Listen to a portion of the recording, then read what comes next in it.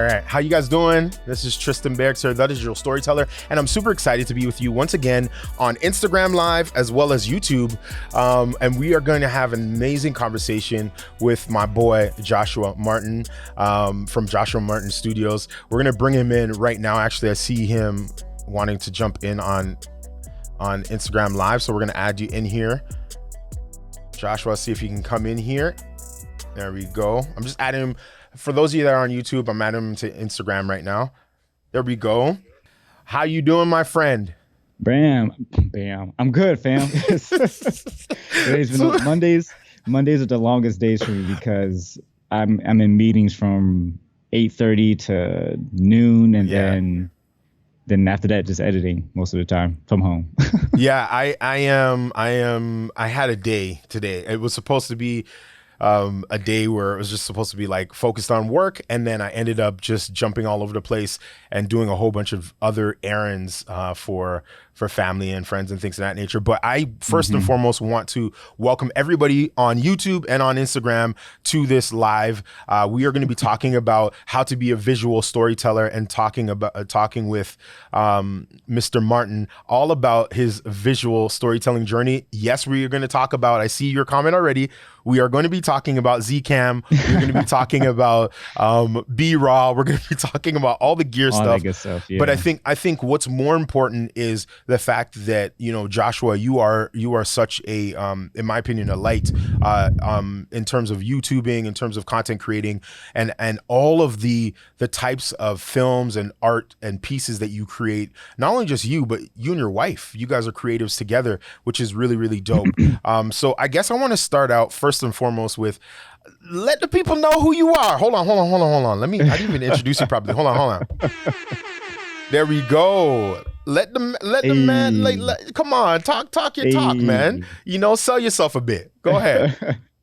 What's up, y'all? My name is Joshua Martin. I am a filmmaker based in South Bend, Indiana, and so I've been doing this for about, oh my gosh, close to 10 years now. Visual storytelling, that is. I got into photography early on and went for that for college. I did my BFA. And then it transitioned to telling stories through film. I started doing documentaries, and I still love documentaries. But I'm on the YouTube scene too. But my goal in life is to tell the human condition, and that's a very vast pool of content to talk about because we all have different stories to tell, different victories, different flaws, different everything. Right. So my goal in life is to share that, to make an impact on someone mentally and spiritually. So that's what I'm here for. Here's the thing. Like, your work says it all. For those of you that don't know, have never seen Joshua's work, just go to Joshua Martin. Is it youtube.com/Joshua Martin Studios? That's what it is? Okay, yes. Perfect. Go right there. youtube.com/Joshua Martin Studios. You are from where? The Midwest, right? Or Midwest? So I live in the Midwest, but I'm originally from Pine Forge, Pennsylvania. Pine Forest? Don't know where that is. Never been there before, but gotta shout it out like I know. I know, right? No, it's Pine Forge. Like forging. Oh, forge. Okay, like you're forge, like Lord of the Rings, forging a sword. Yeah. It's actually a historical piece of land because it was part of the Underground Railroad. Oh, so we have a manor house, where they hid slaves underneath and everything. So it's a rich history back there.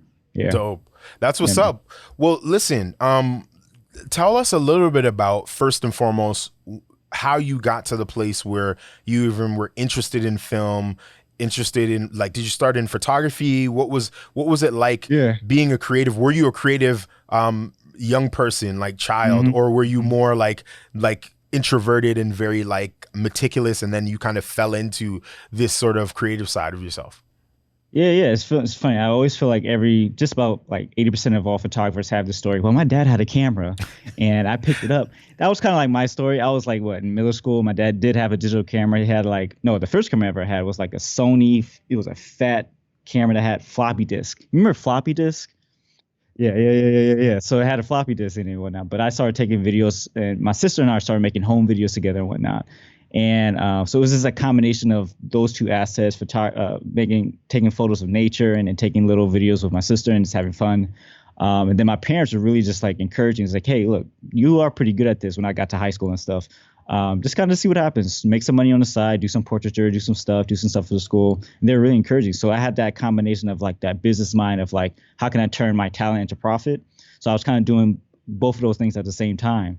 And then, and I was really just a self-taught photographer all the way through up until college. I never had any formal training.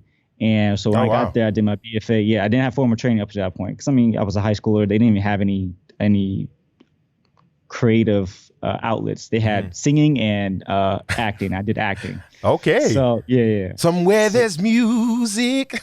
See, it seems like you're on another level than me, man. I'm just saying. But then, just condense the story even more. Like, I went to Andrews University, which is here in the Midwest. It's in Michigan. And Go Big Blue. Sorry, just have to say. And I did I was really into portraiture. Like that was my bread and butter. Like I love studio portraiture. I need to bring back, because I had some great images, I have to say. Not to like, but I mean, you boast yourself up in the sense that you have that on cue. That's crazy. Bro, I need to have one of those. But then like my junior year, because honestly I got kind of bored because a lot of my classes were still beginning classes, and being self-taught, I kind of jumped ahead on a lot of stuff until I got studio work. But I added on documentary of film as one of my classes, and bro, that like expanded my mind. Cause I always enjoyed, you always enjoyed movies and stuff and things that move. You always remember that impact. But like once I understood like the behind the scenes and the grittiness and all the different types of job positions that are in making a film, like that just expanded my horizon. So I took every single documentary class, every single directing class, cinematography class that I could. And I just kind of went from there. One of my first jobs coming out of college was working for my church, my world church. And so we did this big old documentary. We traveled all over the West Coast. I filmed out of a helicopter. I did all sorts of stuff, man. Dope. It was crazy. So church is, by the way, just right in there, I just want to say, church is a great place to just like refine your skills as a filmmaker. Yeah. It's such a great place because there's so many needs. There's such a giant need to tell stories. So I like the fact that you're sharing that. And creativity is actually welcome too. You do have to fight a little bit with it depending on your church dynamic. But like people are ones who like, if this is going to make an impact, let's make it happen. So I was blessed to have the opportunity. And then now, man, I got into the business of being part of marketing teams of universities. So I went to the University of Miami. I lived there for 3 years. And The U? Oh, shoot. Okay. The U. Sorry. I'm a college football. I'm a college football fan. I can tell you're a junkie, man. Oh, man. Penn State all the way. That's what I Penn State. Yeah, that's what I'm saying. Nittany Lions, right? Nittany Lions. And so I got into my boy Omar. He hired me to work at UM, and we both did the production management for marketing there.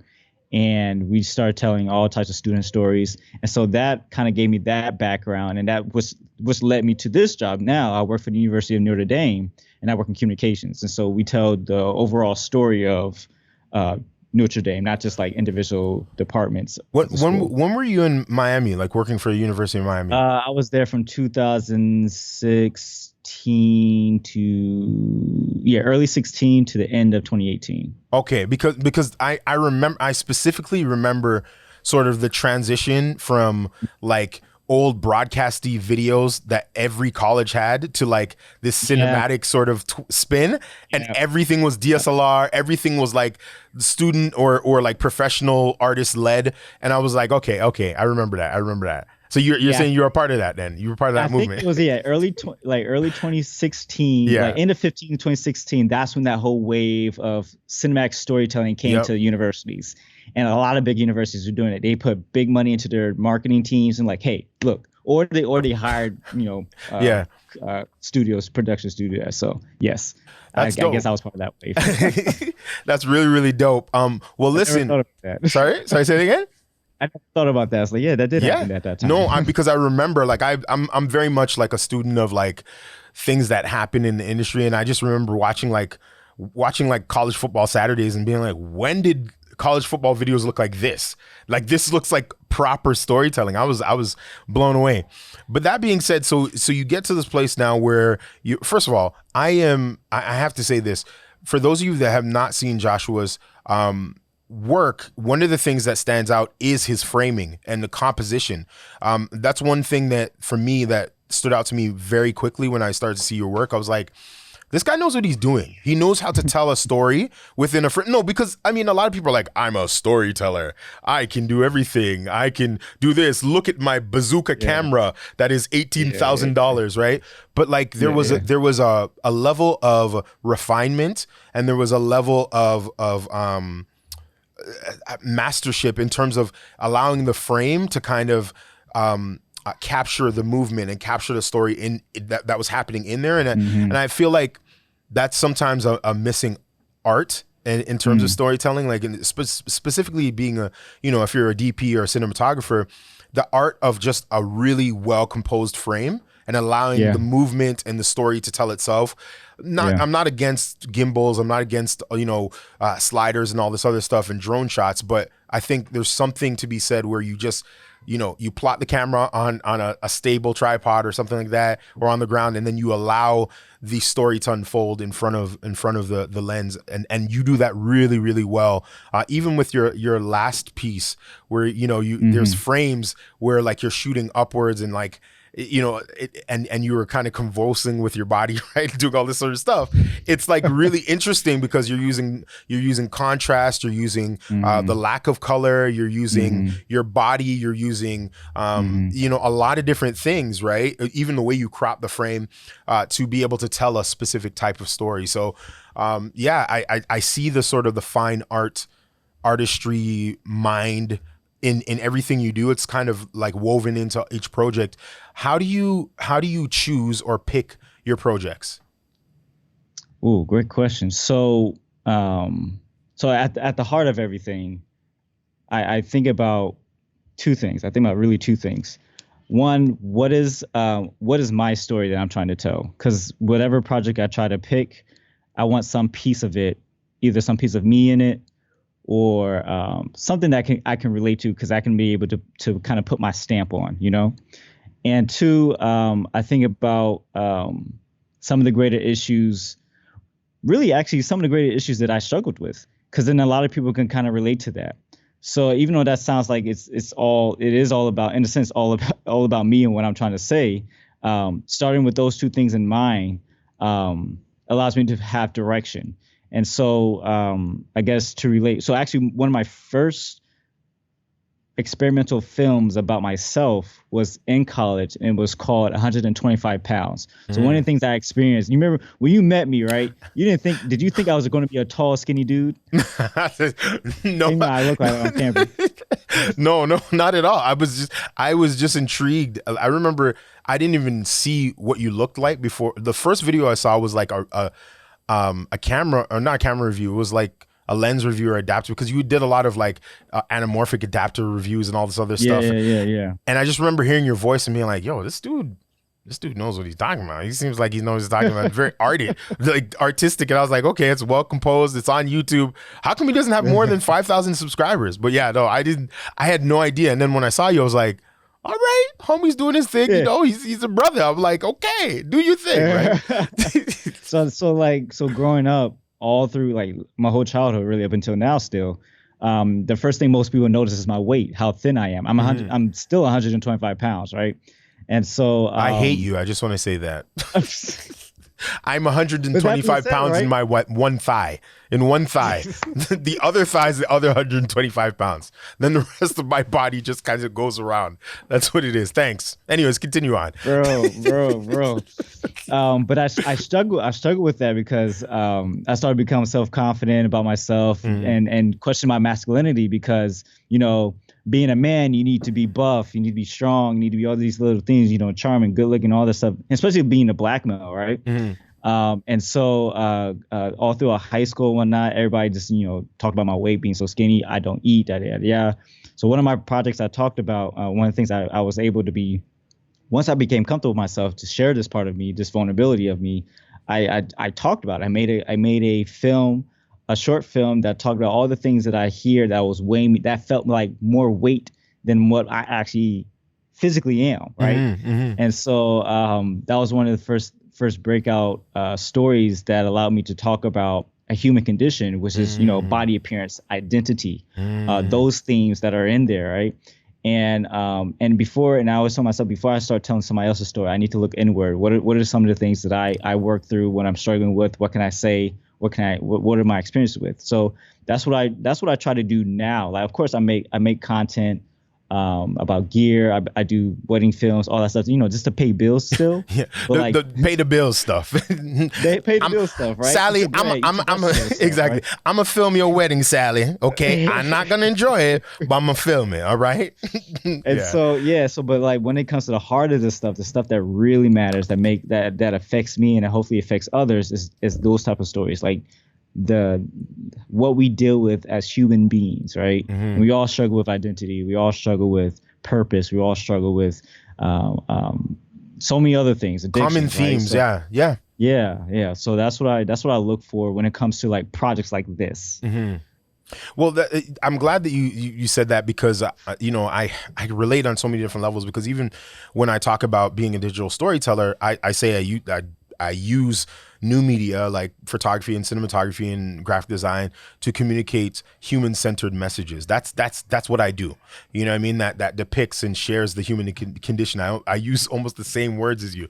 And I find that many people, number one, connect to that very easily, but then number two, it creates pathways or entry points for you to now connect with clients, right? Talk to me a little bit about how you started to really grow your business, and how people started to receive you as a creative, as you started to really embrace that sort of storytelling from the vantage point of the human condition, and identifying your voice as a creative. Yeah, so right now, like, I haven't gotten any paid work from my mission as an artist. Yeah. People hire me for my craft, my skills and framing and telling the story in different ways, right? Not just like the artistic side. So like when it comes to I've done small commercials here and there. I've done small branded stuff too, and those branded content is very interesting. Like I haven't worked myself up to the point where I can say like, this is the entirety of the creative project, and we're going to deal with the human condition in this story and get paid for it. I haven't done that, but the closest thing I have is working with a dance company here in South Bend, and I've done a lot of content through them, which is an interesting blend of, even though it's dance, they do a certain style of contemporary dance, and so they infuse a lot of these ideas of the human condition, depression, victory, struggle, all those things. They kind of infuse that, and I've been blessed to be part of that journey with them. I've got paid work here and there with them. Well, I would say to you, I mean, I would encourage you to say that, like, regardless of whether or not it's like exactly within the cast of what you're super passionate about, you're still telling the human or sharing the human experience with a wedding, with college life, with all of those things. It's just a different expression, right? And sometimes it's I mean, I think sometimes as artists we think like we discount certain things, but it's like, no, like you're still telling stories. You're still being super effective, and you're still exercising your gift. It may be constrained to a certain extent because of obviously, rules or whatever, creative restrictions. But at the end of the day, listen, the human condition is a plethora of expressions, and that's why it's so beautiful. Is because one day it could be something sad and maybe something that gets somebody feeling really deeply emotional, and then other times it can be beautiful and expressive, and other times it can be really funny, or it can be a nuance of different emotions. So I definitely wouldn't discount that. I would say definitely hold that, own that, man. I hear you. I hear you. Yeah. I think I've been doing it for so long. It's like, okay, I need to break from that, but I get what you're saying. Yeah. That being said, let's talk a little bit about gear. What was your first camera?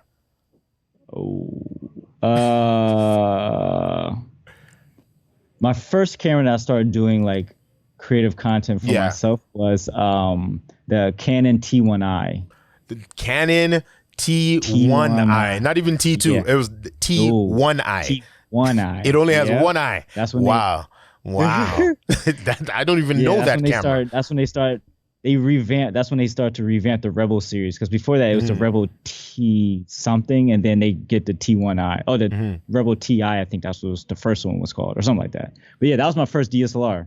It was from Canon. Okay. And do you remember the first film you ever shot with it? Yeah, I did. It was called. It's on my old Vimeo channel actually. I think it was called Photographer's Dream or something like that. Yeah, I remember. I still have it. Yeah, I remember the I gotta first. share that with you. Well, the thing is, myself and Joshua are really old because we're talking about Vimeo. Like Vimeo was a thing back in the day. Like Vimeo was like the first HD video, like 1080p streaming. Yes. But nobody has ever experienced a Vimeo video that streamed all the way without stopping. So I don't know.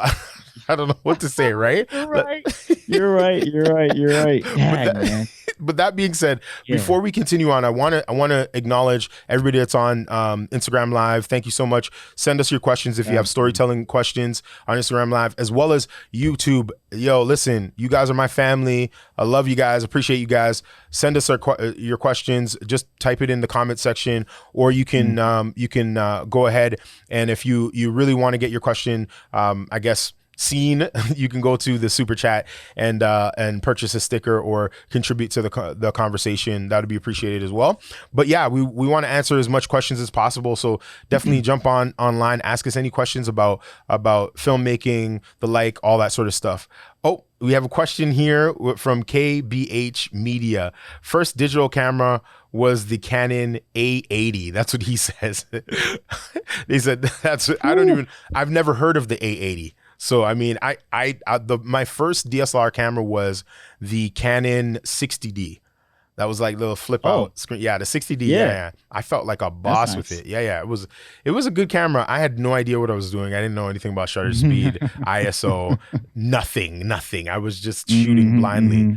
But I remember on family road trips, riding in the back of our car, I bought a photography book it's from Brian Peterson. He was a photographer. I bought all of his books. I was just reading, had my camera, fixed exposure, took the shot, reading again. That does this, that does that, do it again. That's all I did. That's all I did. Yeah, no, you know what's so funny? Is that I did the same thing. Like I remember my father actually purchased the 60D for me, and I just remember just every day taking it out every single day. Like that's the same way I learned how to drone. Like every day I would run home from work. I used to work at Apple and teaching people how to edit in Final Cut Pro. I was a creative at Apple. Hey. Yeah, I was literally a creative trainer for like 7 years at Apple. And while I was doing that, I was like teaching like film directors and documentarians and all this stuff how to use Final Cut Pro, and I wanted to do what they were doing. But I digress. You were doing exactly. And then I would run home. I would be, shooting my kids, filming my kids, I should say, capturing any moment that I could, learning what actually looked well and everything else. And, after a while you get the handle of it. But who was the YouTuber that kind of inspired you, like that you would go back to learn stuff from? For me, I have two people. Early on, yeah. I have two people in mind, but I want to hear your thoughts. Yeah.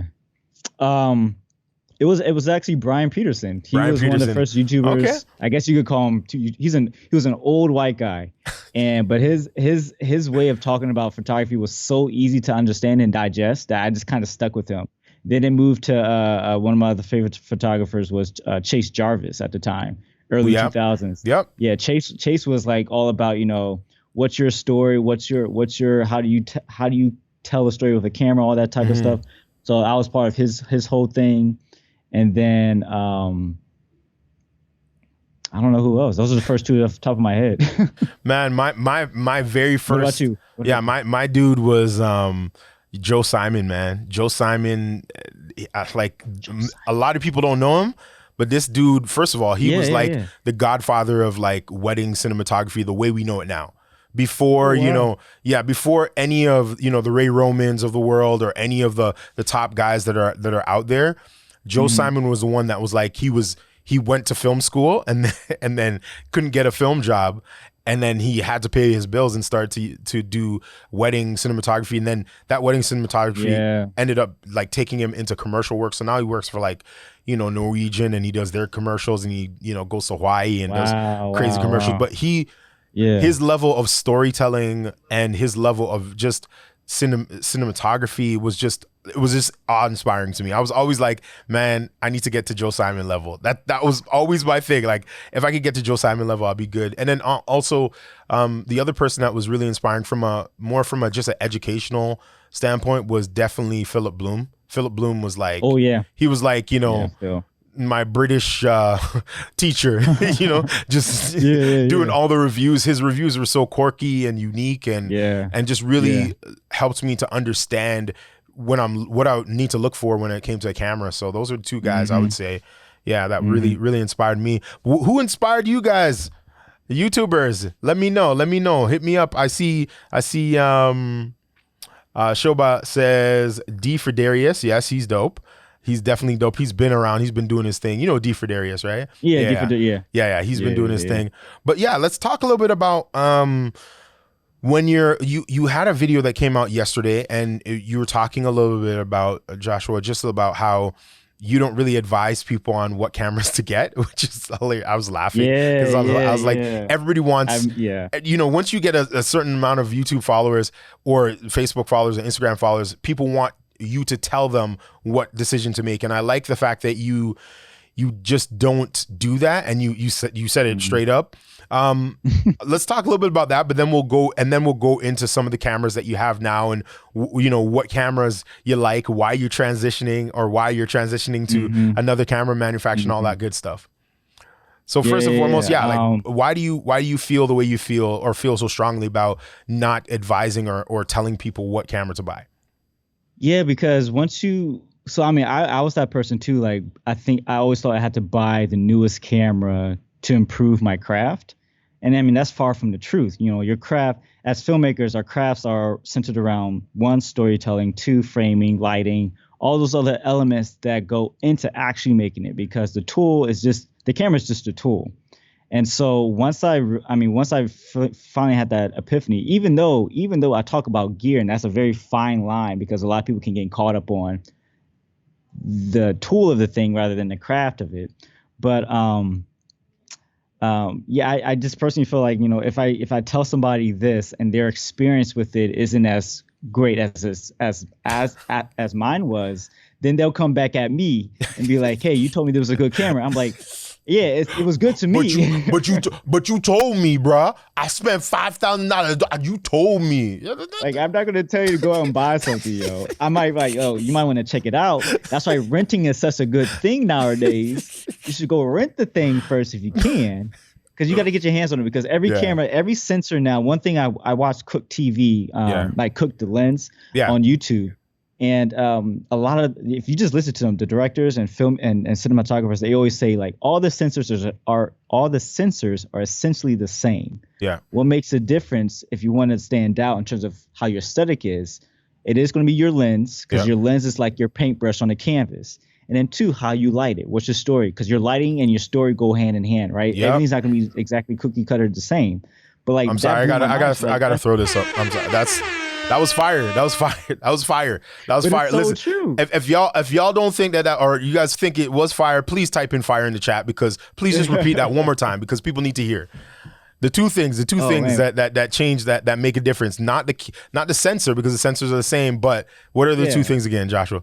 Yeah. So essentially, the 2 things that's going to step up your craft aesthetically is going to be your lens. Your lens that you choose is going to really it's going to really aid to how things look, and then how you light it too, because your lighting and your story are going to go hand in hand. And so, and that blew my mind, because like, if you think about it, like, a lot of these camera sensors are super sharp. Sure, you have 8-bit, 10-bit, 12-bit, 14. Sure, that varies, right? The amount of power that camera can have. But essentially, like, there's really no bad camera. I've seen great work on Sony 6300s. I've seen great work all to, obviously, to Ari and whatnot. But like, what makes it great is just that how you tell it, how you learn that piece of tool, and then how you make it work for you, right?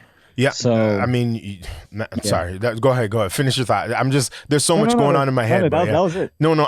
I mean, That was I it. you're literally preaching to the choir because I this is something I that really irks me is just the idea of like if I get the best gear, I'm going to be the best creative, and that's simply not how it works. Some of my favorite films were shot on the dinkiest of cameras, like not dinkiest, but like not like the cameras I have now. Like one of my favorite images of all time came out of the A6300. Like, and I hated the battery on that.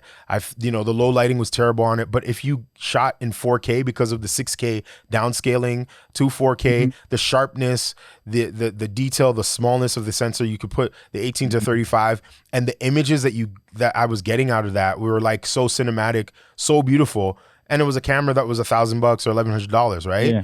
So Exactly. I mean, Yeah, again, exactly. it just like you said before, it just depends on how you wield that tool. But for you, yeah, let's talk about some of those tools that you use. Now you have a very interesting story right now because you were Mr. Black Magic, be raw, right? Dope. And now you're just like screaming in the hilltop. Yep. and now you're just like, oh my God, you got to go somewhere else, right? Right? Or more, are you more like, oh hell no? Yo, I need to have I need your setup, man. I need your setup. That's life. That's life, man. Listen. Shout out to the Rode for making an amazing product, the Rodecaster Pro. It's just dope. But that's dope. But yeah, no. Tell us a little bit about your journey with regards to now transitioning from one camera manufacturer to the other. You could talk about that a little bit. Yeah. So most of my projects, I'm a one man band. So I'm always looking at around the sub $3,000 range of cameras, right? So I had the GH5, I've had previously the Blackmagic Pocket, and then now moving on to the Z Cam. And so and what's funny because all three of those cameras are sub $3,000. You can rig them out as much as you want, and they have phenomenal quality, all three of them, right? And so wait, now I forgot your question. My question was why did you transition from Blackmagic, right? And the Pocket, because you had the Pocket 4K, right? Yeah, the Pocket 4K. And I had the Pocket 4K. And you had the you made a video about the Pocket 4K and then also them announcing the 6K. I remember that, and I was wondering why you weren't going to go to 6K, and then now you're looking at the Z Cam. So talk a little bit about your thought process.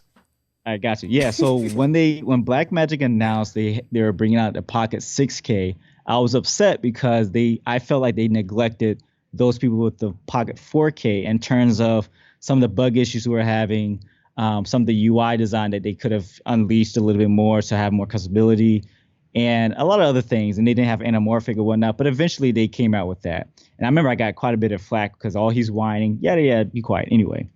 So I rented the 6K later on a few projects, and I recently rented it on on a wedding I just shot. And so I was really paying attention because I knew I was going to move on from the 4K for a couple of reasons, and I mentioned it in my other video. But one of the reasons is the mounting options. One thing that Zcam is doing a phenomenal job at is being able to have interchangeable mounts on the camera body. And the thing that's big, it's affordable. Like I paid $700. Yeah, I paid $700 for a speed booster for the Pocket. On a Z Cam, it's only $100 for PL, Micro Four Thirds, EF, and M mount. Oh, that's crazy. Yeah, I mean, so I'm like, okay, you can't argue that. You can't argue that, right? So yeah, it was a mount, and even though I was able to get, I shot a music video and it's being released in early July, with the Pocket in that system, and the image looked great. But one thing I noticed having in the speed booster, it added a couple of characteristics that weren't present in the lens before. And I use Dslr Magic lenses. I love those lenses. They've taken huge steps in the right direction, I think, with their microprime lineup. And I personally have the. Oh, go ahead. No, I was gonna say you personally have every lens that they have, but no, I'm joking. No, no, no. I want you to talk almost every lens they've had. Yeah. I definitely want you to talk about SLR Magic. I'm looking to actually switch over. I'm telling you, I'm gonna let you know why a little bit later. But let's talk a little bit about the cameras, and then we'll jump into SLR Magic because I want you to, I want the people to know because SLR Magic is doing crazy stuff right now. Crazy stuff. Yeah, yeah. All right, let me try to condense this. So I use the APO SLR Magic Micro Prime, the 25. So that's the widest high-end cine still lens that they have. I think that they have. They have the Hyper Prime. Anyway, I digress. And that lens. So the special thing about that lens is it's less than $1,500. And you have apochromatic technology. So basically that means you're gonna have a great reduction of chromatic aberration in the lens in high contrast scenes. You can look that up later. I don't want to explain too much. Yeah, yeah. But basically it's a piece of technology that you would normally spend thousands of dollars for. And they have it in that lens. And it's a beautiful lens. It still has some kind of these vintage characteristics in it, but it still has, it's just a great blend of, it's just gorgeousness in my opinion. Yeah, I know you love that lens. Trust me, you're just putting it up in your Instagram. I shot on. I've used Zines. I've used Rokinos. It's basically the same company. I've used Canon lenses. I've used a lot of different lenses, except for like Cook and Super Signature Primes from Ari. But yeah, so I noticed there's some things that I didn't like, and I'm pretty much a lens purist. Like I want my lens to be as raw as possible. Then I can change what I want with it afterwards, like adding softening filters and all that stuff. Yeah. So I was like, okay, that bothers me. Okay, so what's some other stuff? So then, obviously, I never liked the DSLR style body of cinema cameras. I don't know why companies go in that direction. It's just, I guess people are wanting it, but I never liked it from the beginning when I bought it. But I knew it would be a big step up from the GH5 that I had. And then just the durability of that camera. The camera has never been dropped. I've always had a cage on it, but like I know my time is going to come when that camera might be damaged in some way I needed to repair or replace. Yeah. And the camera itself is just a big chunk of plastic, right? And if you drop it on a hard piece of concrete, whatever, something's going to rattle, something's going to shatter, or whatever. So I didn't want to take those risks moving forward. With those things in mind, I had a couple. The other thing, just to add to that, like the other thing about the form factor that I found really annoying was the fact that I had to control the camera so much from the back, in terms of the screen, and then also it felt like I already had left sort of the 5D landscape, which was a pretty bigger, SLR body, but it was still pretty small comparatively to the Blackmagic. It looks like a baby. It looks like a Sony mirrorless camera. You know what I mean? Like, so I'm just being real. I'm just being honest. So like when I looked at it, I was like, I love the technology in terms of what it could produce. Technology is fantastic. Yeah, but I was not feeling the cages. I wasn't feeling all this external stuff that I had to do to make it functional. But continue on. Sorry, I interrupted you. Yeah, no, you're good. You're good. And so those are some of the things I was just looking at. And so when I comparing it to the 6K, I don't see a big jump. Sure, I get a Super 35 sensor and I get EF mount because I'm starting to invest in EF glass, EF and PL glass. But it still had all the same problems before. The durability, there's bigger file sizes now, but it didn't have flexibility in terms of shooting B-raw in both 4K and 6K because I don't always want to shoot in 6K with B-raw. And so I didn't really see also a quality difference because I really pushed quality.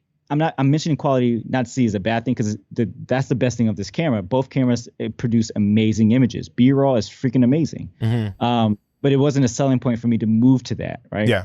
So and I'm always wanted to try new cameras. Like as a upcoming DP, cinematographer, filmmaker, however you want to call it.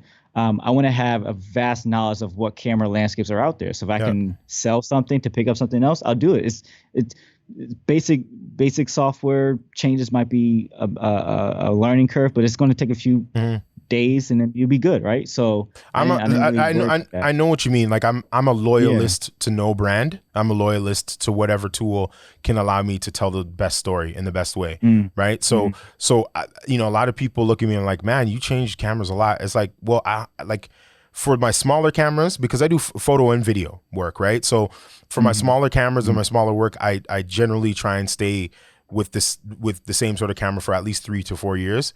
But for my cinema cameras, I really want, like, things have been moving so fast that I've been trying to find a proper cinema camera to do my documentaries, to do my sort of my long form feature work and things of that nature. And it's, you know, I still have an FS5 Mark II from like 2 years ago. And it was when I bought it, it was already obsolete, but I bought it because I had to, right? I just had to buy it. But I hear what you're saying, like, you know, the process of all of the different things that you're looking for, and like also being open to other things. Like I remember hearing about Kinific. What is it? Kinific? Kinaffinity. There you go. I remember hearing about them and being like, oh, that's interesting. Let me check that out. Oh, it's $8,000. That's at the top of my list next. I'm just saying. Yeah. You know what I mean? But you know, and they had a really, really, you know, great offerings. And at the time, I didn't really know about the E2 that much. I was like, okay, what's this new dinky camera? Z cam, the Z cam, Z cam, what E2? Zcam. Yeah, the Z. You know what I mean? Zcam. I had no idea, but yeah, I hear what you're saying in terms of being aware of it. Sorry, you can go ahead and continue on. Yeah. So anyway, so moving on from that. I'm excited for a new body. I'm curious because what's Zcam does offer a lot for what the camera is. So I'm going for the S6, the E2 S6, and I'm excited for open gate because I want the full sensor so I can have full control over that. They have a lot of different. I like multi. I guess this is a phrase, but multi crop sensors, I guess you can say that, because you can, there's different variants of the sensor you can crop. The S1H does that, the Zcams do that, most cinema cameras do that anyway. Which I'm still kind of iffy about. The only reason why is because I don't mind having all the different crop options, but for me, I generally shoot 16:9, right? Or I'll shoot, you know, the ultra cinematic. And then the only other resolution I really need outside of, like, 6K is great, 4K is really sort of the baseline now for most people. But for me, if I would trade a couple of those different crop factors or whatever for 2K, 240 frames per second. that one thing from the FS5, I love that because even just the way 2K looks, it for some reason it just looks really nice. I like 2K. It's nice to handle in your computer, and when you're shooting slow-mo, you don't need, you know, at least for me, I don't need 8K, you know, 180 frames per second in 8K or anything, you know. So that would kill a computer. It would destroy it. Yeah, I'm not a big slow motion guy anyway. Probably I like 48 frames a second. That's probably 48 and 60 is probably the slowest I'll go. So, by the way, we got a super chat. I got a shout out to Brandon Washington. He says, let me just pull it up on here. He goes, he goes, keep up the great work, guys. I love seeing one of the OG's favorite creatives and one of, let me pull it back up there.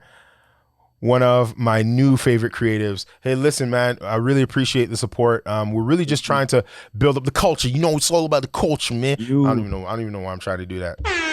I'm Jamaican, guys. I'm Jamaican, guys. Okay, so I should just stay with the dance hall sound effect. Yeah, of course. Yo, Jamaicans are dope. Very dope. Anyways, listen, what's your questions, guys? Let us know if you have any questions. We are here to talk about visual storytelling. We are here to talk a little bit about, anything to do with the Zcam, any sort of camera techniques. What are some of your favorite filters? I can tell you right now, one of my favorite filters, and I call it I call it the sexual chocolate, is I'm about to tell you. There's a couple of filters. There's one right here I have on my Sony 85 1.8, and it's called the Black Satin 3 filter. Bro, let me tell you something. Black satin's nice. Oh, Black Satin will make you look like a Black Panther. That's what it means. It's on silk, man. I had Black Satin 2. Oh yeah, Black Satin 2. But my favorite actually, and the one that really got me into really the filter game was oh my gosh, the Pro Mist Black Quarter. Pro Mist Black Quarter. That when I started to use that, my footage started to look completely different. completely different. Yeah. Because just the subtle hints of lifting the blacks a bit, and then just having that little bit of softness and, you know, on the detail, taking away some of that sharpness. Yeah, that was, I mean, what is it, YZ imaging, or what's the name again? YC imaging talks about, you know, your footage being too sharp. He has a video on that, and I think that like it sums it up. But like, I think if you're not shooting with filters, I'm shooting with a filter right now on this 50 mil right now. It's a Sigma 50 mil. I can see. Yeah, I can see. Yeah, I'm looking all sexy, my skin. You know what I mean? Shoot, my mama would be proud, boy. But yeah, let's talk a little bit about what's exciting about what's the most exciting feature in terms of the Z-Cam for you. You said you were talking about crop factor, but what about frame rates? What about form factor, mounting options? I mean, it's cool that I get a lot of higher frame rates and higher resolutions. I like the one thing I'm just very curious to see what it looks like is open gate. Open gate is essentially using the entirety of the sensor. That's something that Arri Alexa has in their cameras, and that allows you to shoot anamorphic using the whole sensor, right? So you can properly your crops and whatnot. So I have the Dslr Magic 133s. They're not an extreme compression like a 2x anamorphic, but surprisingly they have a nice quality rendering in the background. I've gone talked with Vazen, so I got some stuff to use with Vazen. Okay. So I like anamorphic, so I want to put some anamorphic glass on that camera and see what it looks like. Are all your anamorphics are micro four thirds, right? No, so the 133s from Dslr Magic, these are PLs. Oh, those are PLs. Okay, cool. Yeah, those are PL mounts. Yeah, the Vazen is a micro four third. But because I got my S6 with the PL mount and the EF mount, so I can use my anamorphics at least. Okay. Because I haven't done any anamorphic content since my short film Lost Souls. Yeah, that was last year. But that was one thing I'm excited for. Open gate. I want to use a whole sensor. And can you explain open gate a little bit? Like I have a rough understanding of it, but for those that don't know what open gate is, could you kind of share that a little bit, Josh? Yeah. So open gate. So most cameras they shoot in 16:9 or 17:9, some crop aspect ratio in the camera. So like for instance, the Blackmagic Pocket series they shoot in 16:9. Because they shoot DCI, 4K DCI or 680 DCI. So that's going to be a crop. So with an open gate, it simply just means you use the entire height and width of the sensor. So the ratio is going to be like a 4:3 or 6:5 or something like that. So you're using the entirety of the sensor. So then later on, if you want to crop it to a 4K DCI or 5K DCI or whatever crop ratio you want afterwards, you can. It's limited at like only 30 frames a second, but I only shoot in 24 frames a second anyway when it comes to like just regular stuff.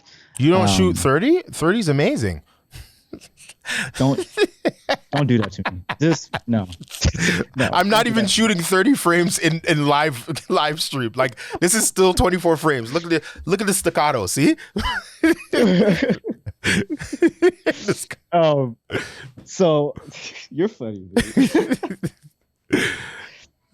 Yes, that's what it is. That's what it is. Yeah. And then I love square formats anyway. So I'm gonna shoot a short film entirely in open gate. I'm just gonna just do it because I like that format. Yeah. And it's gonna be 18,000 tetrabytes of storage for 30 seconds. I'm shooting Z-RAW. That's the only downside right now. Z-RAW isn't really like robust as Blackmagic B-RAW. Yeah. So I'm going to just kind of rock the 422 HQ ProRes right now. I'm gonna just rock with that for a little bit. I know how to handle that footage, so it's gonna be a little bit easier on my Mac anyway. So yeah, I'm gonna rock that. I think that's the only thing. So for me, I ended up actually just when they made an announcement about the ProRes RAW, I ended up getting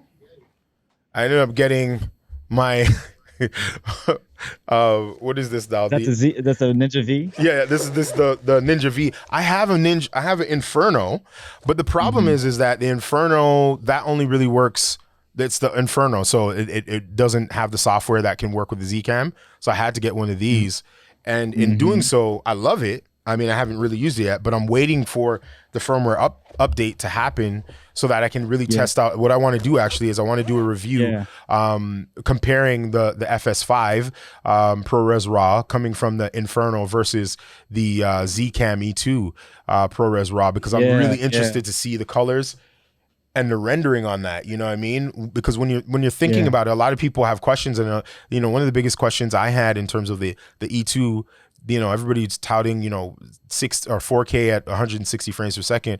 I don't really care too much about that, because I'm more about, okay, how does it do in dynamic range? How does it do in low lighting? You know, is it user friendly? Do I like the image that comes out of it? Is it sharp? Is it soft? You know, how do black people look? Because I film a lot of black people. I film people that have darker skin. So I mean, and if everything is based off of, you know, obviously most of the technology is based off of lighter skinned people, which is totally fine. If the rendering in terms of color isn't pleasing for the type of people I film, then I tend not to go to those cameras, right? Use it, tend to use it. So these are questions, like real questions I had. So when I purchased the E2, I honestly left it on the shelf for maybe a couple weeks because I didn't know what to do with it. There's so much things I had to put into it in order, you know, the adapters and all this other stuff, you know, CFast cards. But when I started to use it, Joshua, I was like, oh my God. I said, shoot, I think I might got something here. No, honestly, it's been blowing my mind every single time I pick up the camera. I've been using it mostly that just gets me excited. No, honestly, it's really it's to me, it's a really interesting experience, because there are a lot of things like, you know, do I love the menu system and the buttons? No, I don't love those, but I love the fact that it is still functional. I don't necessarily have to have a grip, which I don't have right now. I'm looking to get a clutch grip. But like, there are things like, at the end of the day, the dynamic range, the low lighting, the form factor, all of those things make it so much user friendly, like so much more user friendly. Like just putting a monitor, plugging in an HDMI cable, having a CFast card and a lens, and you're good to go. Like you can start filming. Good to go. You know what I mean? I have a handle, you know, that holds that holds the monitor up. And that's what I love about the Zcam, is that you can go super big and super robust and super like I'm doing like some sort of Terminator film, or you can go run and gun, right? You know what I mean? You can go run and gun with a little Sony battery, and you're good, you know? Yeah. What are your thoughts on that?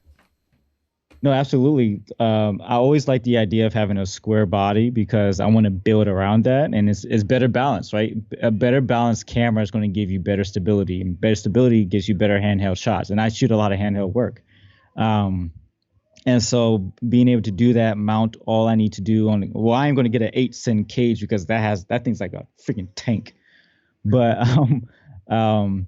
yeah, that's probably one big thing. Like I would agree with you. I'm not a big fan of how the menu and button layout is, but once the update comes to the Ninja V to control the camera, then I'm very curious about how they're going to do that. I hope it's through like HDMI, not like I don't know how they're going to do it. Either lane or HDMI, right? Yeah, right now so the whole reason why I got the Ninja was because I was looking at the B5 monitor or whatever else. I forgot what it's called, the Pro Tools, or not Pro Tools, Pro Keys. Pro Keys. Yeah, monitor. Core Keys, yeah.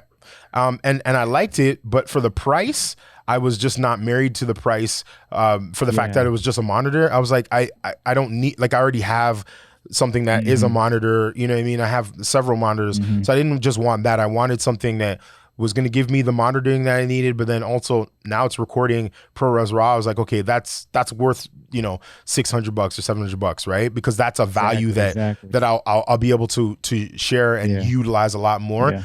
I'm really looking at the clutch. The only thing is that American to Canadian dollar translation is killing me. Stupid, it's it's like it's adding like an extra $200 to the clutch. So so I'm hurting there, but honestly, I forgot what the gentleman's name is. He's in the Zcam group. He's doing like that clutch, that Zcam clutch, or clutch grip that he made is amazing. Like it's getting Yeah. amazing reviews. The build quality and the features he's building into it are phenomenal. Like I'm really, really excited to see what he does with it. Yeah. The only thing is again, it's Yeah, only yeah. you can only program it for in PCs. You can't program it in a Mac. So I have to Mac, figure. yeah. But it's all good. You gotta wait for a little bit. To go back to the form factor, the locking E mount. One thing I liked about when I got the Metabones, I got the locking Cine locking version, and that ensures a lot more stability in the lens. Because I don't like having wiggle with my lenses on the camera. The units that I use for the 6K has some wiggle, and it was not reassuring. So having a locking mount for my EF glass is going to be something I'm very excited for. And again, pairing the Dslr Magic APO lens to a 6K open gate image, I'm really curious to see what that looks like. This kind of leads me to my next question in terms of, and let me know if you know how your timing is and stuff like that. We're almost at 8, but a few more minutes and then we'll open up for some questions as well. But I wanted to ask you, Joshua, you had mentioned before that you're about SLR, the SLR Magic life, and I remember when I heard about SLR Magic, I was like, what's SLR Magic? And steadily, year by year, they just been killing it and really just providing some amazing products. Can you talk a little bit about that? Now, spoiler alert for those of you that don't know, Joshua does have a great relationship with the makers there. So again, but he's purchased a lot of his stuff. This is not a plug. Yeah. They didn't sponsor this stream at all. I met them. They're really nice people, and I think they deserve our support because they're making some like killer glass. So they're coming up, man. They've been around for almost over a decade now. But like now I think they're really making a splash, especially here now in the U.S. A lot of people always gravitate towards Rokinon. And I really don't like Rokinon lenses. No, I've had Rokinon lenses and I've given them away. Okay. I've given them away totally. Like it's just, again, you get what you pay for. And if you pay a little bit more, you'll get a lot better, and that's just what it comes down to. There's nothing wrong with Rokinon. People have shot amazing films. Amazing stuff with it. Absolutely. It's not my lenses. Like again, lenses are like brushes. You pick the ones that you feel comfortable with using to tell your story, right, visually. And I think Dslr Magic is a great blend between, in terms of how the optics look. They're a great blend between modern and vintage lenses. Yes. And I like that style. I don't want a perfect lens. That's why I don't shoot with the 18 to 35 Sigma lens. I use it a couple of times on like some product stuff, but like on my films, like I want to feel like it's saying something when you look at it. I use those lenses because those lenses tell that story for me through that medium, through that piece of lens. And so Dslr Magic has several different options. They're mainly known for back in the day for their micro four third lenses, and I have I had the 8, the 12, the 10, the 12, the 25, 35. I had all of them, right? And they were fun to use. They're a little clunky to use because they're all different, slightly designs. But then they came out with the micro prime, and they have this whole new housing. I have it right here. This is my mic. This is my mic stand. But look at this. Look at this guy. Oh, I just have this just sitting around here. I'm sorry, dude. I have my mic right here. So I've been using the Fujifilm micro primes, and I have a video on that. Yeah. And these are great, man, on the camera too. So it's just, I think they're underweight. A lot of people overlook them. So previously, all the older lenses are the hyper primes, and they were a little clunky to use. They were kind of they were in different stages of design. So some were really small, some were pretty big. But now the micro primes are a lot more consistent, and they have that for a lot of different cameras. They have it for X mount, they have it for micro four thirds, Sony, and I was always been a big fan of them. And so when I finally got this, like, it's crazy how that story happened. I think I have to tell you another time, but. Once I got kind of like, I am a brand ambassador for them. Yeah. And in a sense where I'll use their gear and then talk about the characteristics of the lens, and they listen to my feedback. We kind of have that partnership going back and forth, which is great. That's one way for me to kind of watch a lens be developed and see if I have any influence on it or not or whatever. But when I finally purchased their APO lens, because that was something I was fiending over for that lens, because I think the technology and build quality of that lens is phenomenal. And the APO again, that's the one that's the 50 mil. That's the $1,500 one, or. So originally it came out. So originally that lens series, that whole series that came out, the micro prime APOs was $1,500, and I think the price had dropped right now. Okay. And that's about $1,150 right now, which is still great because compared to any other lenses in that same market, you have the Zines, you have what else is around that price? If you use Canon L glass, if you're looking for a lens that has a blend of those of a high end cinema lens, but also has vintage characteristics, it's hard for me to kind of compare those lenses to the Dslr Magic because it's a very different look. As soon as you put on a Canon lens, you know it's a Canon glass because it's perfect, it's pristine. It's not as when we say characteristics, it has a particular flare, it has a particular bokeh rendering in the background. And so when you put on the Dslr Magic lens, it's like, oh, this is different, right? And so you have to really kind of train your eye to see those things because I can distinctly tell that this is a particular lens versus this lens. Not all the time, but most of the time I'm looking at how people shoot things, what lenses are using, kind of understand the characteristics. And that's why a lot of people like in Hollywood stuff, they go to Cooke S4s, they go to Zeiss super speeds, all these other types of lenses because they have some type of richness to them. And I think eventually Dslr Magic is going to break into the Hollywood scene. I'm sure. I know already a few DPs who use these lenses, like John Brawley. He's another ambassador too for the brand and stuff. So, yeah, and I think that's the thing that I really liked about what they were doing in terms of SLR Magic was like they're really trying to listen and they're really trying to create like really high quality stuff, but that's accessible. And I think that that's really important because again, for me, I'm kind of in a place where I'm a tweener, right? Like I was just doing only video and now like I provide in at least one of my businesses, I provide photo and video, and that's more my wedding brand, Philistine Moments. So it's like when I'm purchasing, I'm kind of purchasing double, right? Like I have some Canon stuff and Sigma stuff, but I really want to have stuff specifically just for my cinematography work. And now, after seeing a lot of your videos, after seeing a lot of people just talking about SLR Magic, I really want to start making the investment into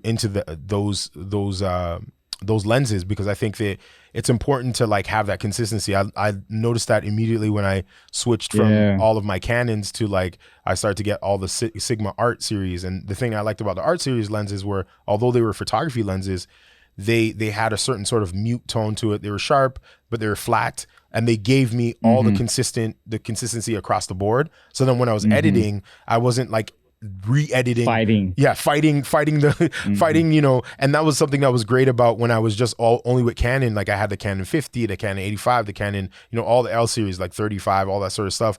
And it, like you said before, it had a specific type of characteristic. It had certain flares. It was a very cinematic, not super sharp, especially the 51.2. That 51.2 like Mark 1 was like, the go-to for me because it just had this sort of rustic sort of feel to it, but at the same time it was so beautiful. So I hear what you're saying. Like I think it's acquired taste. You got to really train your eye on how you want to represent yourself, right? As a director, as a filmmaker, right? And when you figure out, okay, I like this look is my look, right? I love it when people say, you shot that? Like they're asking me like, you shot that, right? Because I know your look. You have a certain look or vibe, right? And it's like, you know what I mean? But and also sometimes people look at me and say, you shot that? And it's like, oh yeah, well I can't shoot that. So it depends on how they say it. So why are you doubting me, yo? Exactly. Why are you doubting me? I thought you supposed to be love me. But listen, you said something key, you said something very key too about having a set because it's hard because I sometimes talk in between being a documentary filmmaker and then trying to get into narrative because in that world, in that space, especially narrative work, you want to have a consistent set of lenses because you don't want I'm not going to sit there and shoot with one Sigma lens and then a Canon lens and then with an Dslr Magic lens and a Rokinon lens. That's going to be a nightmare because all four of those lenses have different characteristics. They're not going to look the same, right? So I think that's one thing, like when I saw this comment earlier, I think it was in the Black Magic group. It was like, why do videographers sell themselves as cinematographers or something like that? And I was like, oh, this is going to be fire. Let me just kind of follow this. But one thing I think that sets apart like videographers, I don't know why I'm going down this rabbit hole, but one thing that videographers and cinematographers are different in, I've been in the videography space. That's like event work and broadcast kind of wedding, broadcasting stuff. And you kind of have this, in a sense, you have a hodgepodge of lenses. I had a hodgepodge of lenses working with it. So, I need something for a zoom. So I have a Tamron. I need something for a even closer zoom. I have a Canon, right? Yeah. I have a wide angle. I have a Sigma wide angle, right? It's a hodgepodge of lenses, but then you're getting your coverage. You have your coverage, and you can totally, build a set from there. But like cinematographers, that's the first thing they kind of worry about. What's my look? What's my set of lenses that are going to give me the consistent look that I need to tell this story, right? And so I think that's one of the bigger differences. I don't know why I brought that up, but it's something. So we're going to be wrapping up soon. So please, if you have questions, please help me. And it's not because you're talking no, I like that. I love the fact that you're giving us quality information. So it's not like I'm saying, okay, wrap it up, bruh. We gotta go. No, it's not like that at all. It ain't like that. Yank me out, bro. But one of the things I want to ask you, this is just more of a fun thing, Joshua, is what's one of your favorite movies in terms of cinematography or storytelling, but specifically cinematography? I always trip up on this question because I either forget the movie. Yeah. But and I watch so much content too, man. You do this to me. I know. I didn't prep him. Okay, I'll start first. Okay. One of my favorite looking films of all time, and it's actually not a bad film at all. It's pretty good. I'd give it about a B+, A-, is Oblivion with Tom Cruise. I bought that movie. That look, the clean, like super like commercially lit look. It's sterile. It's sterile. It's sterile. But it's nice. It's nice. And then and what's powerful is when they cut into these extreme close-ups and they have the shallow depth of field, it makes it so much more impactful because everything else in the movie is so removed and there's such epic wide shots and glamour shots, I call them. So Oblivion for me is definitely like I just watch it just because of that. I agree. I liked. All right, so I'm gonna just rattle off stuff. I liked Arrival because I'm a Bradford Young fan. Yes. Do you know who Bradford Young is? Yep. So Selma, When They See Us, Arrival, The Bloodiest Day is the most violent day in New York. Like those, I love his style. He's a black Deakins. DP, right? He's a black DP. Yes, yeah. And so I love Arrival. But my favorite out of his is definitely When They See Us. The way that is shot. It's incredible because it gets the tone. And him are great combination. Amazing combination. Yeah. You're saying Roger Deakins? Yeah, I'm a Roger Deakins fan. Yeah. I just like the way he is so funny, but he's not trying to be funny. Like, because have you listened to the podcast?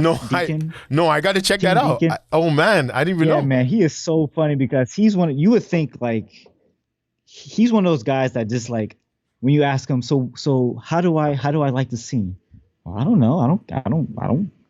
How do you want to light it? Like he throws it back to you. It's like I don't. Why are you asking me this? Right? Yeah. The reason why I like that attitude because it reassures me as a DP and filmmaker, wannabe filmmaker, is that it's not about what other people think. Like what you want to tell comes from you. Yes. It's not whatever other people tell you, right?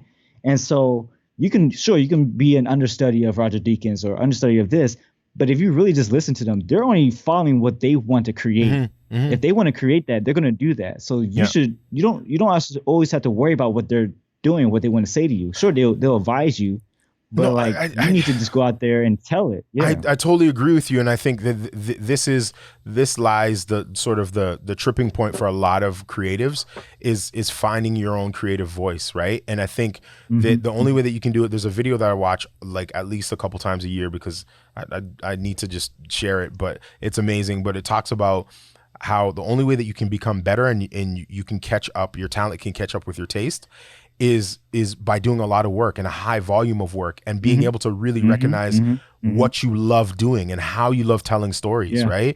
And being unapologetic about it, you know, like doing it and doing it without trying to prove something to somebody. Now, yes, there may be certain purposes behind it and whatever else, but I think we're so, as artists and as creatives, as filmmakers, we're so terrified at what one person or two people may say that we'll never meet in our life, that we're afraid of just putting our work out there. And like, you know, even I don't know if you saw the film I did with my friend the other day or a couple weeks ago. It's called Praise and Worship, and I shot that with the FS5. Yeah, I started watching it. I shot it with the FS5 and shooting it in ProRes RAW and stuff, and we really didn't want to put out the project. We were like, we weren't happy with the results of it at all, and then we were like, let's just put it out. And like we submitted it to a couple film festivals. Now it's in film festivals now, and like it's spoken to so many people and all this other stuff.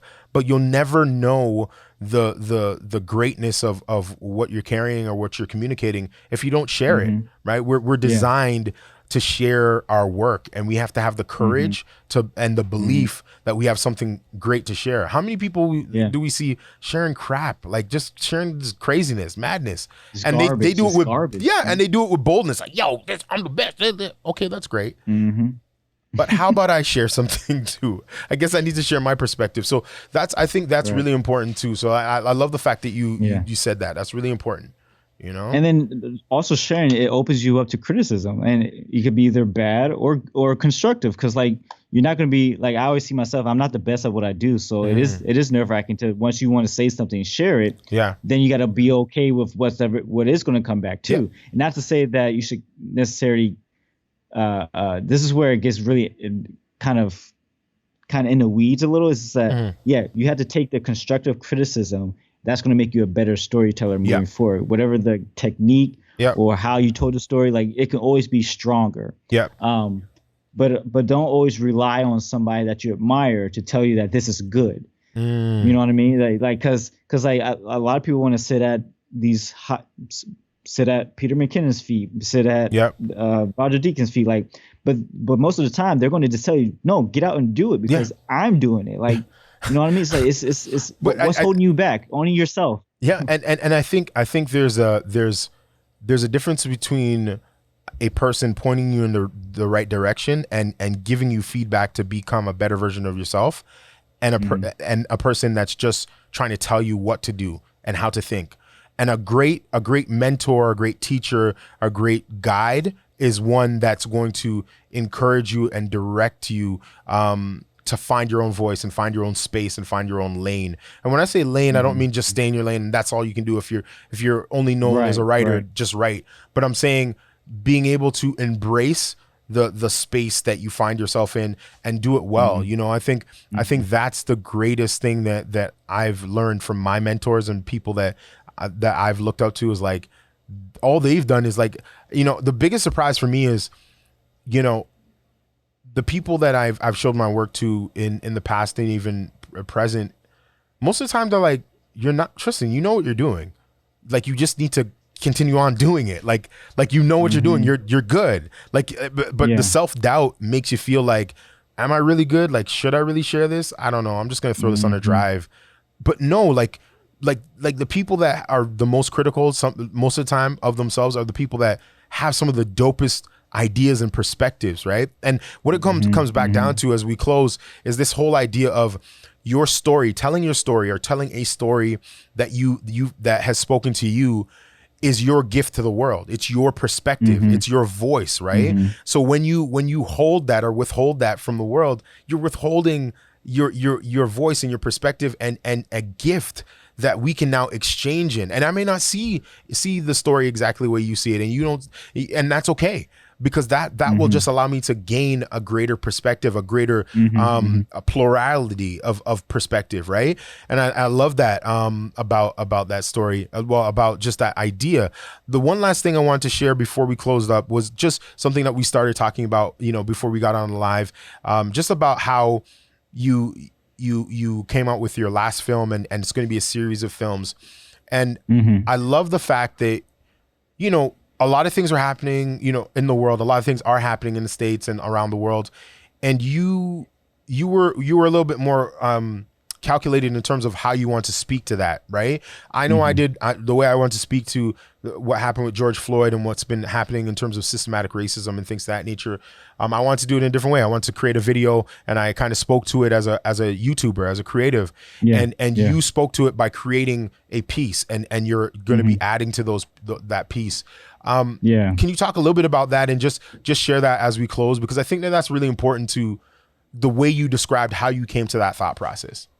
Yeah, sure. So the video you're referring to is called Images of a Black Man, Part 1, a Visual Expression. And the idea of saying images of a black man. So if you watch this first piece, it has a combination of, sorry to say, but iconic images that Black people experience, right?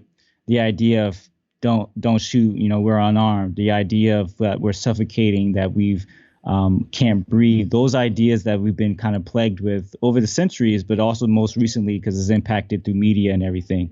And so I have not yet experienced. I've experienced racism. Period.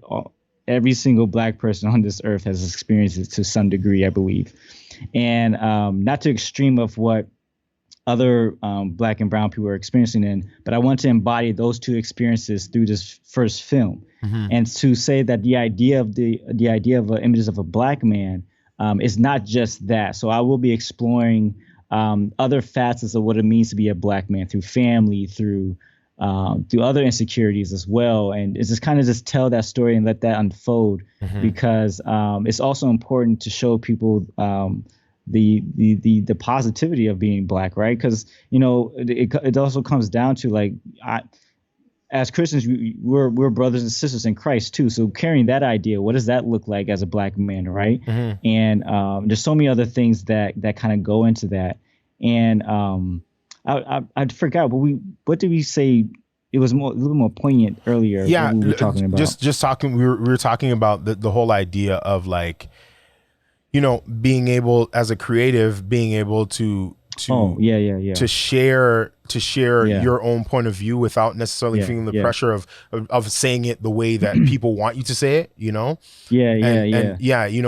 just really the idea of, like, sitting back and being able to process your thoughts, your feelings, your emotions, and then being able to now choose the lane or choose the application of how you want to express that. I think that's super important, because I think we're not a monolith, right? Not every Black man or Black woman or Black person is going to react and feel the same way. And I think that the plurality of how we express our experiences, and the Black experience, speaks to our humanity and speaks to the fact that we want to engage in dialogue, but we need to do it in ways that work for us. And I think you said it the best. You said, find the gift or the outlet that you can master the best, or how to wield the best, right? Maybe you're an athlete, right? You know what I mean? And you have a platform, and so you're using that athletic platform to then communicate injustice. For you, it may be, I can tell my story or the human condition through film, and that's how I'm going to share it, and that'll speak to a group of people. And for me, it might be articulating it through a vlog, right? But either way, there's no wrong way, as long as we're keeping the dialogue going and keeping that sort of conversation open, right? Yeah. You said exactly that. Because one of the things, because Tristan and I had obviously different timing and different responses to how we reacted to what was going on, to the recent events.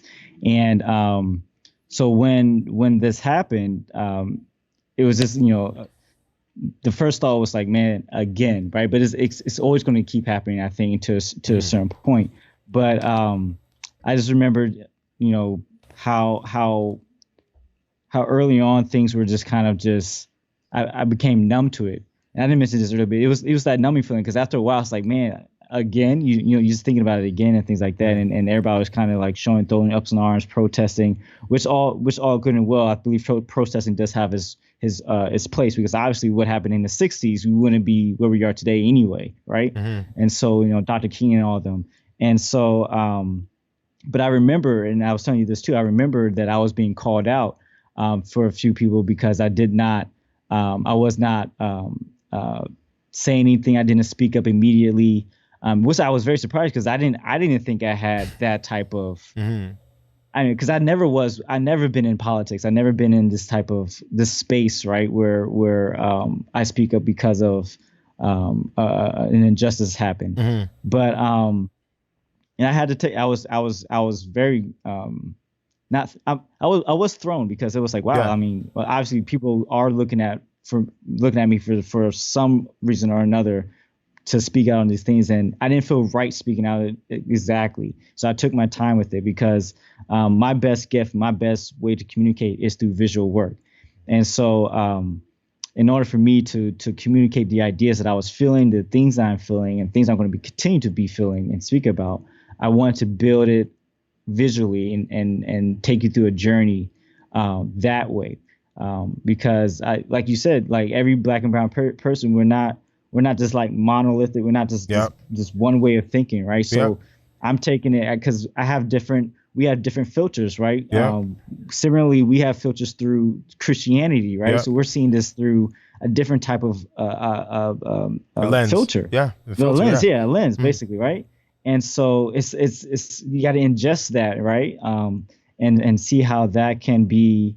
How does that look at how do you reflect on that on your heart and then on your brethren around you? So those are some of the things and ideas you have to kind of think through from our filter, from our point of view, from our perspective, and then dealing with just being a person too, being a human, being a Black human, right? So you gotta I had to work through that. So I always try to do my best to kind of walk through these things when it comes to this level of conversation and this level of events happening in the world. So all that being said, that's why Images of a Black Man is the way it is. It starts off, it has different reminiscences of slavery, it has different reminiscences of current times. Some kind of blend into what I've dealt with, but some imagery harks back to like images that I've seen in slave books and stuff. So it was just me trying to kind of spill out that emotion and that heartbreak that I had. But it's not the only image. It's not the only picture of a Black man. Yeah, so, and that's not the beginning point. But I think that we all have to figure. We all have to embrace the realities of the atrocities that have happened and continue to happen. And I think that we need to express it and continue the conversation in different ways. But that being said, I do want to thank you. This has been an amazing, amazing conversation. Joshua Martin Studios. You done know the thing, y'all. The thing is what it is, y'all. You're dope. That's what you are, man. And I really appreciate your time. I appreciate everybody that's been watching on Instagram Live as well as on YouTube. Man, if you have any questions, please still hit us up in the comment section. We'll still come back later on and answer any questions that you have about anything that we spoke about. Is there how can we follow you? How can we support you? What should we look out for before we sign off here? Make your plugs, man. This is your time.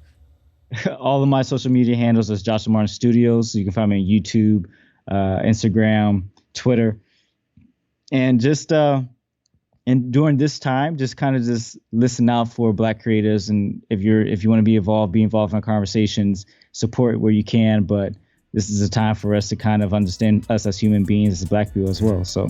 Dope. That's what's up. Well, listen, man, much love, much appreciation, much respect. You are the sensei. You are the OG, and I appreciate your time and you being so gracious. And I know that you have a young child as well as a wife probably waiting for you. So I'm definitely going to let you go. All right. Have a wonderful day. Peace out to everybody, guys. Talk to you guys later. Peace.